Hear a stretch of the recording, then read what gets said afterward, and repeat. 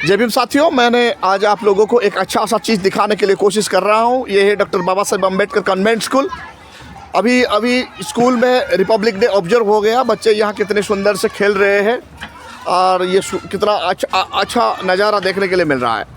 और ऊपर भी मैं देख रहा हूँ, यहाँ एक बहुत सुंदर सा सेकंड बिल्डिंग में, सेकंड फ्लोर में जो फ़ोटो लगाया गया है, उसमें मुझे एक हैरान कर देने वाला छवि मिला है। वहाँ संत कबीर का छवि भी देखने के लिए मिल रहा है। उसके साथ साथ उधम सिंह का फोटो भी देखने के लिए मिल रहा है। उड़ीसा का 2 लीडर गोपबंधु दास का साथ साथ मधु बाबू का फोटो भी देखने के लिए मिल रहा है। मैं आज कोशिश कर रहा हूँ यहाँ का स्टाफ के साथ बात करने के लिए, और थोड़ा सा मैं दिखा देता हूँ। आप देखिए ये यहाँ कैसे रिपब्लिक डे ऑब्जर्व हो गया, 26 जनवरी ऑब्जर्व हुआ है। वहाँ बाबा साहेब अम्बेडकर का एक फ़ोटो लगाया गया है। उसका फ़ोटो का सम्मान देते हुए यहाँ का बच्चे या स्कूल प्रशासन सब लोग यहाँ आज रिपब्लिक डे पालन किए। आइए हम जानने के लिए कोशिश करते हैं। ये स्कूल का स्टाफ, प्रिंसिपल मैडम और कुछ स्टाफ बैठे हुए हैं। मैं उनके साथ आज बात करने के लिए कोशिश करता हूँ। मैडम जय भीम। मैडम आप सभी को मेरा भी जय भीम। हाँ, तो मैडम आज आपको कुछ प्रश्न मैं पूछना चाहता हूँ। आप कृपया कुछ उत्तर देने के लिए कोशिश कीजिए। मैंने सुना आप लोगों ने 2007 से यहाँ स्कूल चला रहे हैं। तो मैडम ये स्कूल डॉक्टर बाबा साहेब अम्बेडकर का नाम से बनाया गया है, तो कब ये स्कूल शुरू हुआ, कैसे शुरू किया, ये करने के लिए आइडिया कैसे आया, बताइए। हमारा स्कूल 2007 से शुरू हुआ है और 3 बच्चों के साथ शुरू हुआ था, और अभी 2026 है और यहाँ पे 274 चिल्ड्रन है यहाँ पे। तो 200 से ज़्यादा 274 चिल्ड्रन अभी पढ़ रहे हैं। और हम यहाँ पे बाबा साहेब अम्बेडकर का आइडियोलॉजी में स्कूल चलाते हैं और बुद्ध का आइडियोलॉजी में भी चलाते हैं। और हमारे यहाँ पे मलकानगिरी, कोरापुट, नवरंगपुर, रायगढ़ डिस्ट्रिक्ट का बच्चे भी पढ़ रहे हैं। तो आप बाबा साहेब अम्बेडकर का आइडियोलॉजी, बुद्ध का आइडियोलॉजी से स्कूल को चलाते हैं, तो कैसे शुरुआत होता है यहाँ का, दिन से लेकर शाम तक कैसे आप रूटीन मेंटेनेंस करती है स्कूल का बच्चों का साथ? हमारे यहाँ पे बच्चे तो 4 बजे उठते हैं। पहला 4 बजे उठ के नहा धो के रेडी हो जाते हैं और सुबह हमारा प्रेयर चलता है। और प्रेयर में हम पंचशील शरणम बोला जाता है, यहाँ पे बच्चे बोलते हैं। और उसके बाद 8 बजे से क्लास शुरू होता है। 8 बजे से 1:30 बजे तक हमारा क्लास होता है। और फिर 1:30 से बच्चे थोड़ा खाते हैं। खाने के बाद और 2 बजे से 3 बजे तक बच्चे थोड़ा रेस्ट लेते हैं। और 3:30 बजे से 5 बजे तक एक सेल्फ स्टडी का क्लास होता है। और 5 बजे से 6 बजे तक बच्चे और फिर खेलते हैं। और 6:30 बजे थोड़ा उनको स्नैक्स दिया जाता है।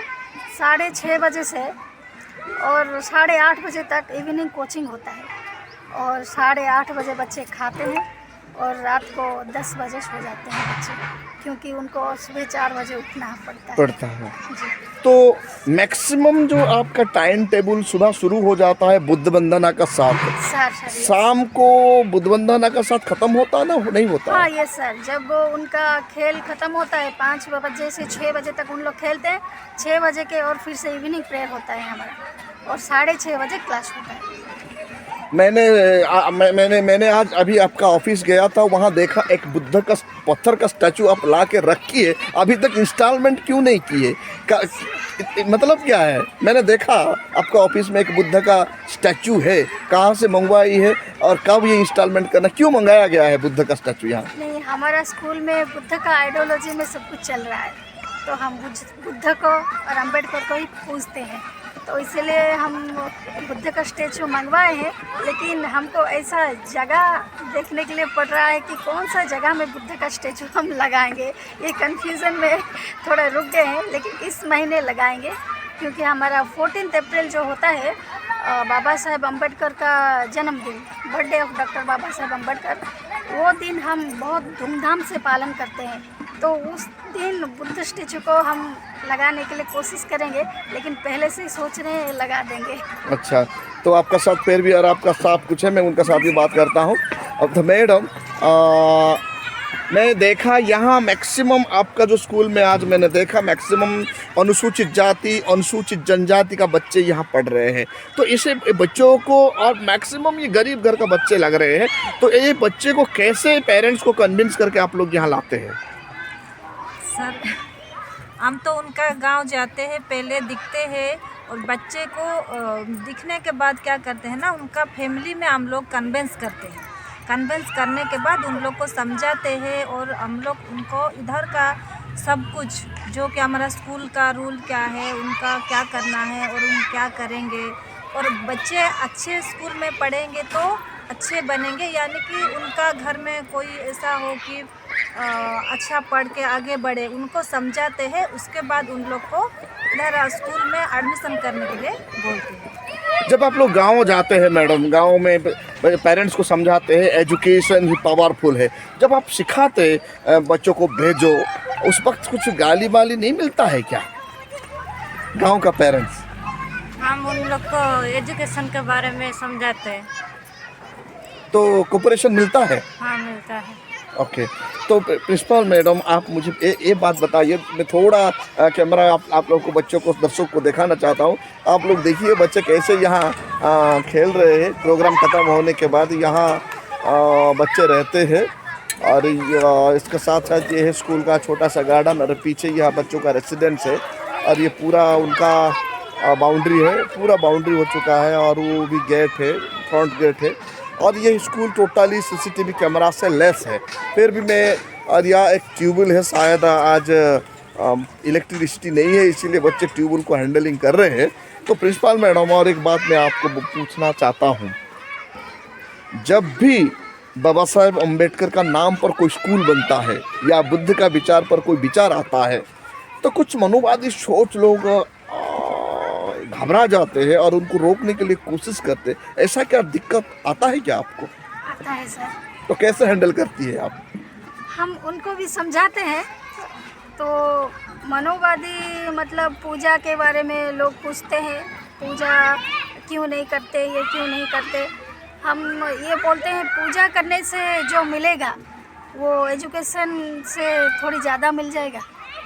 अगर पूजा करेंगे तो आपका बच्चा कलेक्टर बन सकते हैं, अगर पूजा करेंगे तो आपका बच्चे लॉयर बन सकते हैं, और कोई भी ऑफिसर या कोई भी बिजनेसमैन आप पूजा करके बन सकते हैं या एजुकेशन से बन सकते हैं।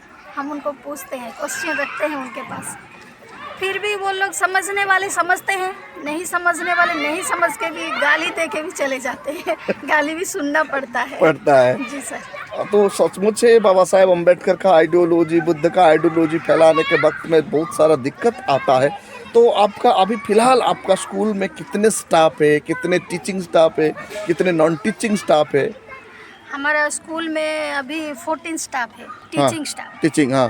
और 5 नॉन टीचिंग स्टाफ है, हाँ, जो कि कुकिंग करते हैं। 4 स्टाफ कुकिंग करते हैं, झाड़ू लगाते हैं, और एक गेट कीपर भी रहती है और वो सुबह से लेके शाम 6 बजे तक गेट में रहती है।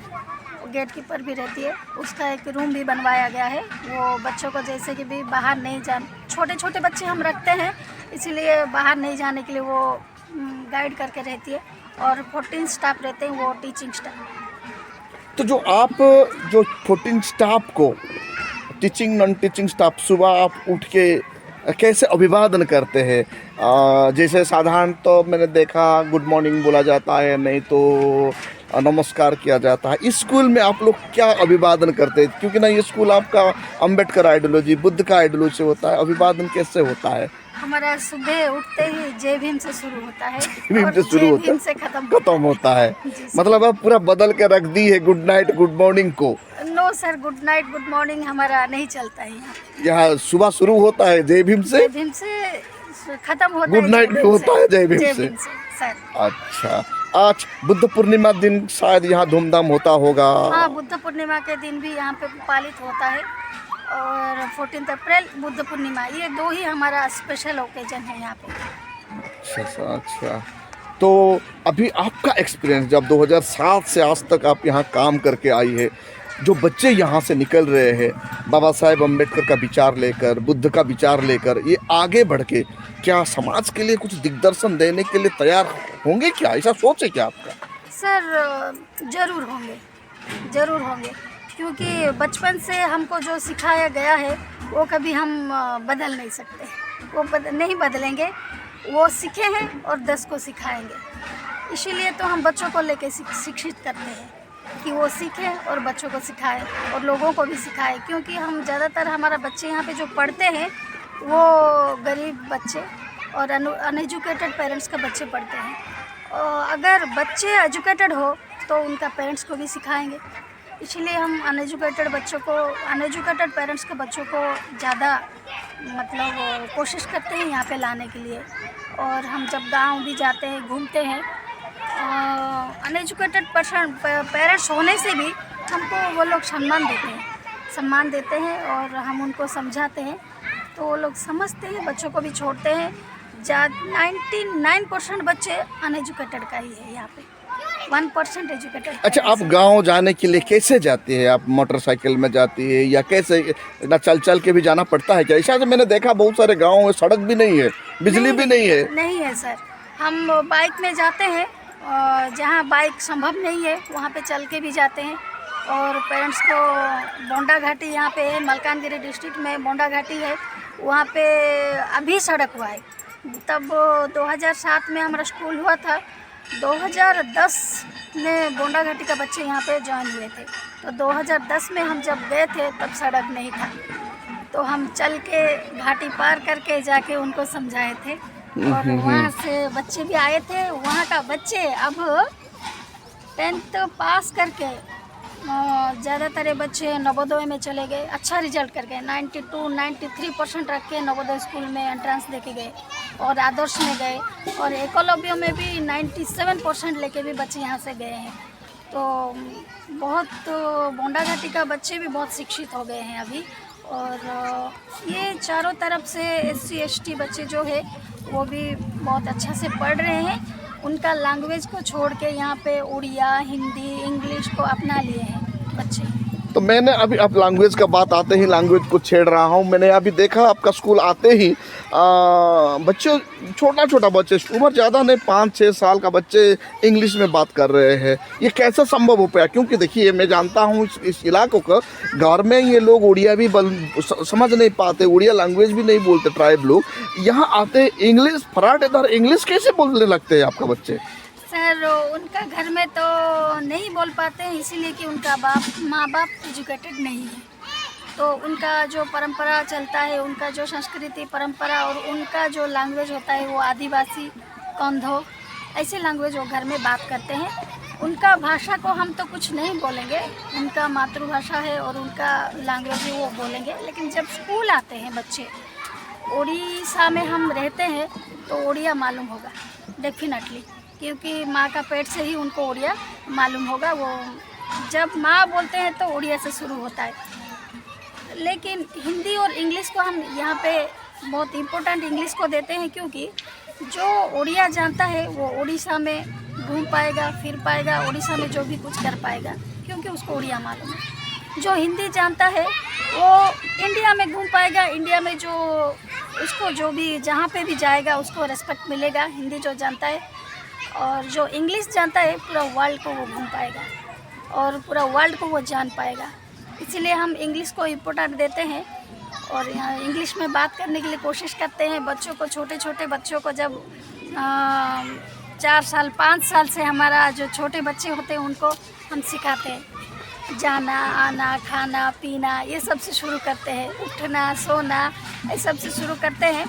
वो धीरे धीरे से हमारे साथ बात करने के लिए कोशिश करते हैं और वो स्टैंडर्ड 1 जब होता है वो बात कर लेते हैं। मैं आप लोगों के साथ बात करते जब आप कर रहा था तब आप बता रही थी मॉर्निंग असेंबली में, आप बाबा साहेब अम्बेडकर का बारे में बताने का साथ साथ हर दिन संविधान का एक आर्टिकल आप बच्चों को प्रेयर असेंबली में सिखाते हैं। क्यों? उद्देश्य क्या है? हम हर एक दिन एक आर्टिकल के बारे में, हम बाबा साहेब अम्बेडकर का आर्टिकल के बारे में बच्चों को बताते हैं और समझा भी हैं, क्योंकि समझाते भी हैं, क्योंकि वो लोग खुद का अधिकार के बारे में, कॉन्स्टिट्यूशन के बारे में पहले उनको पता चले। और एजुकेशन तो चलता है स्कूल में, लेकिन उनका अधिकार के बारे में और कॉन्स्टिट्यूशन के बारे में उनको पता चले। क्योंकि अगर भारतवर्ष में अभी कॉन्स्टिट्यूशन तो है और हम तो फेडरल कंट्री में अब है, लेकिन हर कोई इंडिपेंडेंस नहीं है अब तक, हर कोई अच्छा। इंडिपेंडेंस नहीं है अब तक। तो इसीलिए हम उनका अधिकार के बारे में बताते हैं ताकि वो उनका अधिकार पा सके और उनका अधिकार के लिए लड़ सके, और वो एजुकेटेड होके उनका परिवार को भी एजुकेटेड करे और उनका परिवार को भी उनका अधिकार के बारे में बताए। ओके, तो आप जाते जाते आप क्या मैसेज देना चाहती है? अब 2026-27 आ रहा है, पेरेंट्स को आप क्या मैसेज देना चाहती है एडमिशन के बारे में या स्कूल के बारे में, और क्या मैसेज देना चाहती है आप? हमारा एडमिशन तो शुरू हो गया है जनवरी 15 से हमारा एडमिशन शुरू हो गया है। हम चाहते हैं कि ज़्यादातर ये लोग आपका थ्रू से आप आए हैं, तो आपका थ्रू से हम कोशिश करेंगे और विनम्र होकर कोशिश करेंगे और बताएंगे उनको कि हमारा स्कूल में बच्चों को छोड़े। पहले उन स्कूल आए और स्कूल को देखें, बच्चों को देखें और स्कूल को तर्जमा किए बिना नहीं छोड़ेंगे। उनके बच्चों को तर्जमा कीजिए और कैसा चल रहा है स्कूल, स्कूल का रिजल्ट कैसा है और यहाँ का आइडियोलॉजी क्या है, उनको पहले पता चलना है। वो लोग आने दीजिए, देखने दीजिए, इसके बाद उनका बच्चों को यहाँ पे हमारे साथ ज्वाइन करिए। हमारा बच्चों के साथ साथ वो बच्चे आएंगे और नए साल के साथ साथ अगर हमारे साथ नया बच्चे जोड़ेंगे तो हम और बहुत खुश होंगे। हम सोच रहे हैं कि एक एक बच्चों को एक सोल्जर जैसे खड़ा करेंगे अगले दिन में। हम तो कोशिश कर रहे हैं, हमारा कोशिश जारी रहेगा और हम इनवाइट कर रहे हैं अदर पेरेंट्स को, तुम्हारा बच्चों को आओ, हमारा स्कूल को देखो, हमारे स्कूल को तर्जमा करो और हमारे स्कूल में बच्चे कैसे रह रहे हैं और कौन सा आइडियोलॉजी में रह रहे हैं, ये सब आपको जानने के बाद ही आपका बच्चों को यहाँ पे छोड़ो। और 1 साल के बाद आपका बच्चे कैसे बनता है आप देखो। ओके, थैंक यू मैडम, आप बहुत बड़ा मैसेज आप दे रहे हैं। तो आप तीनों का साथ बात करके मुझे बहुत अच्छा लगा, यहाँ बहुत अच्छा लगा। स्कूल का आइडियोलॉजी, स्कूल में आप इतने मेहनत करके आप लोगों यहाँ चला रहे हैं, इसीलिए आप सभी को मेरा भी धन्यवाद। Thank you. जय भीम। जय भीम।